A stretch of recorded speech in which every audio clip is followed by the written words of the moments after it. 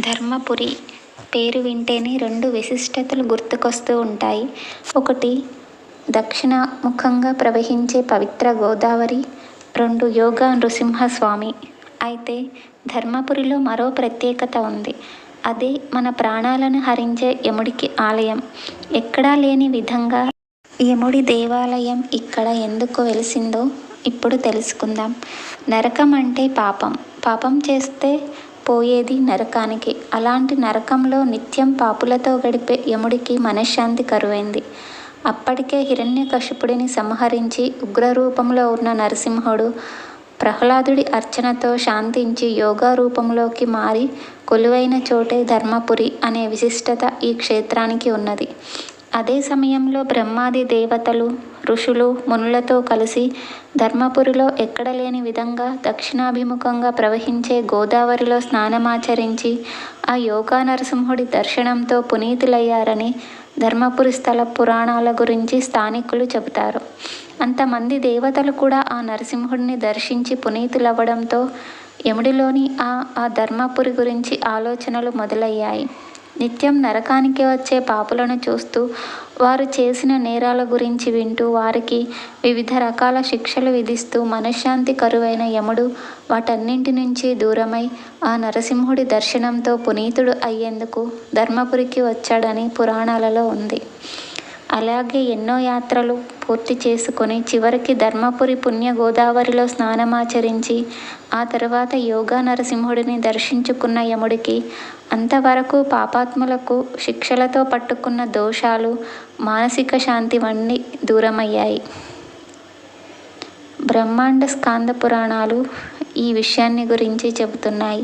యోగా లక్ష్మీ నరసింహుడి దర్శనం కంటే ముందు మనకు ధర్మపురి దేవాలయంలో యముడి దేవాలయం కనిపిస్తుంది. పెద్ద పెద్ద కోరలతో, చేతులతో, యమదండంతో భీకరంగా ఉన్న యముడి విగ్రహం కనిపిస్తుంది. ఈ క్రమంలోనే ఈ ధర్మపురిని దర్శిస్తే యమపురి ఉండదనే నానుడి స్థిరపడింది. యమధర్మరాజు యొక్క ఆలయం కరీంనగర్కి 70 కిలోమీటర్ల దూరంలో జగిత్యాల జిల్లా ధర్మపురిలో ఉన్నది.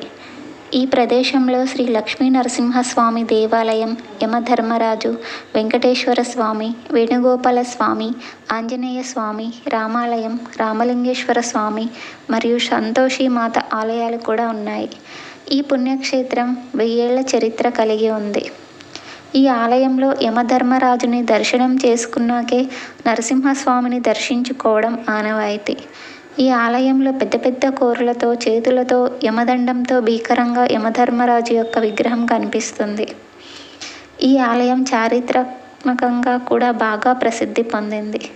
ధర్మపురి ప్రాంతం వేదాలకు, ప్రాచీన సంస్కృతికి మరియు సంగీత సాహిత్యాలకు పుట్టినిల్లు. ధర్మపురి ఆలయం ఉదయం 5 గంటల నుంచి మధ్యాహ్నం 2 గంటల వరకు మరియు సాయంత్రం 4 గంటల నుంచి 8 గంటల వరకు తెరిచి ఉంటుంది. ధర్మపురి దర్శనం తర్వాత యమపురి సందర్శన ఉండదని పండితులు చెప్తారు. ఆలయ ద్వారం కుడివైపున యమధర్మరాజు విగ్రహం ఉంటుంది.